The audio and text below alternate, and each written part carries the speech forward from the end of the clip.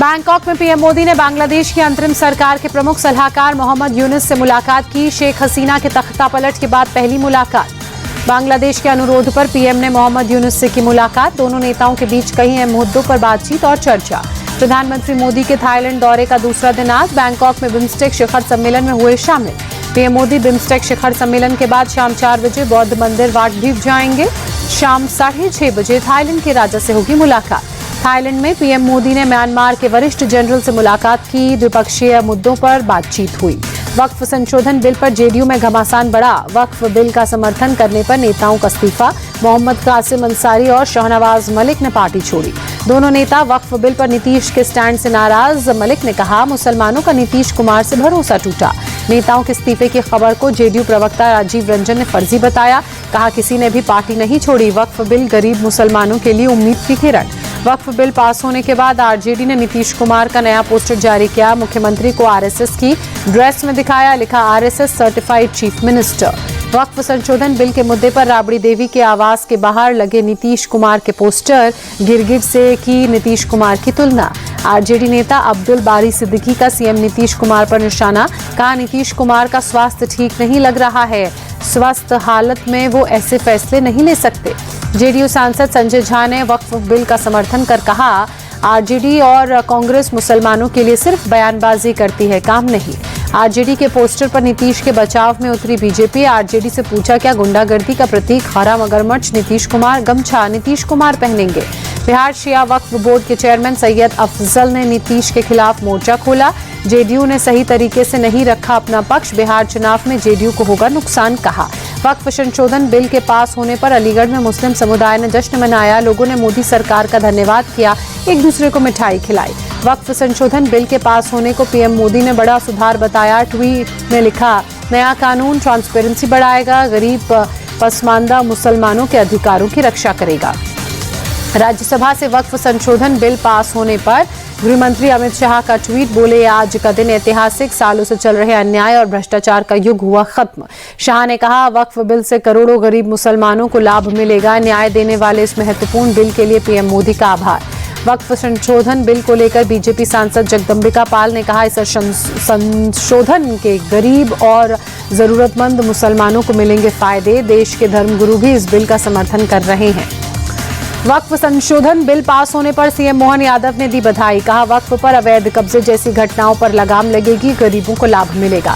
शिवसेना के राज्यसभा सांसद मिलिंद देवड़ा ने वक्फ संशोधन बिल के पास होने को बताया सेक्युलरिज्म के लिए ऐतिहासिक दिन। कहा, इससे मुस्लिम समाज और महिलाओं को फायदा होगा। मिलिंद देवड़ा ने शिवसेना उद्धव गुट को बताया हिंदू विरोधी पार्टी। कहा, वक्फ बिल का जिस तरह उद्धव गुट ने विरोध किया, उससे ये साबित हो गया कि वो मुस्लिम विरोधी भी हैं। वक्फ बिल पास होने के बाद देश भर में हाई अलर्ट। दिल्ली से यूपी तक अलर्ट। कई शहरों में पुलिस का फ्लैग मार्च। वक्फ संशोधन बिल पास होने के बाद अलर्ट मोड पर कानपुर पुलिस। आला अधिकारियों के नेतृत्व में पुलिस ने फ्लैग मार्च निकाला। शांति और सहयोग बनाए रखने की अपील। सीतापुर में भी पुलिस ने मॉक ड्रिल की। Reserve police lines parade ground में की गई ड्रिल। शांति भंग करने वालों पर नियंत्रण की तैयारी। वक्फ संशोधन बिल देर रात राज्यसभा में पास हुआ। बिल के पक्ष में 128 जबकि 95 मेंबर्स ने बिल के विरोध में वोटिंग की। वक्फ संशोधन बिल करीब 12 घंटे की बहस के बाद राज्यसभा में पास हुआ। बिल को अब मंजूरी के लिए राष्ट्रपति को भेजेगी सरकार। सुप्रीम कोर्ट से पश्चिम बंगाल सरकार को झटका। हाईकोर्ट का 25,000 शिक्षक भर्ती रद्द करने का फैसला बरकरार। सुप्रीम कोर्ट ने कहा, नियुक्तियों में धोखाधड़ी और जालसाजी हुई। पूरी प्रक्रिया से विश्वसनीयता खत्म हुई। फिलहाल सीबीआई की जांच जारी रहेगी। पश्चिम बंगाल की ममता सरकार पर बीजेपी का निशाना। सांसद संबित पात्रा ने कहा, ममता सरकार भ्रष्टाचार में लिप्त है। बंगाल में दीदी की दादागिरी सब देख रहे हैं। बंगाल में क्या हो रहा है कोई जानता नहीं। संबित पात्रा ने कहा, ममता सरकार ने शिक्षक भर्ती घोटाला किया। बंगाल सरकार भ्रष्टाचार को बढ़ावा दे रही है। हावड़ा में रामनवमी की शोभा यात्रा को लेकर टेंशन। पुलिस ने यात्रा के लिए इजाजत नहीं दी। संवेदनशील इलाका बताकर पुलिस ने परमिशन नहीं दी। पश्चिम बंगाल में हिंदुओं पर हो रहे लगातार हमलों के खिलाफ दिल्ली में बीजेपी का प्रदर्शन। बंग भवन के बाहर बंगाल सरकार के खिलाफ हल्ला बोल। कई नेता और सांसद शामिल। सीएम योगी आदित्यनाथ ने अनंतनगर आवासीय योजना के भूखंडों के पंजीकरण का उद्घाटन किया। लखनऊ विकास प्राधिकरण के तहत हो रहा काम, 6500 करोड़ रुपए की लागत से काम जारी। पद्मश्री और दादा साहेब फाल्के पुरस्कार से सम्मानित अभिनेता मनोज कुमार का आज निधन हुआ। मुंबई के अस्पताल में 87 साल की उम्र में सुबह 3:30 बजे तड़कर अंतिम सांस ली। मनोज कुमार का पवन हंस शमशान में कल होगा अंतिम संस्कार। बेटे कुणाल गोस्वामी ने दी जानकारी, बोले लंबे समय से थे बीमार। एक्टर मनोज कुमार ने निधन पर पीएम मोदी ने ट्वीट कर दुख जताया। ट्वीट में लिखा, देशभक्ति के उत्साह के लिए किया जाएगा याद, भारतीय सिनेमा के थे प्रतीक। रक्षा मंत्री राजनाथ सिंह ने भी मनोज कुमार के निधन पर जताया दुख। ट्वीट में लिखा, देशभक्ति की फिल्मों के लिए किया जाएगा याद, उनकी विरासत उनके काम के जरिए जिंदा रहेगी। एक्टर मनोज कुमार के निधन पर सीएम मोहन यादव ने दुख जताया, कहा कला जगत के लिए बहुत बड़ी क्षति। मनोज कुमार ने फिल्मों के जरिए देश को जोड़ने की कोशिश की।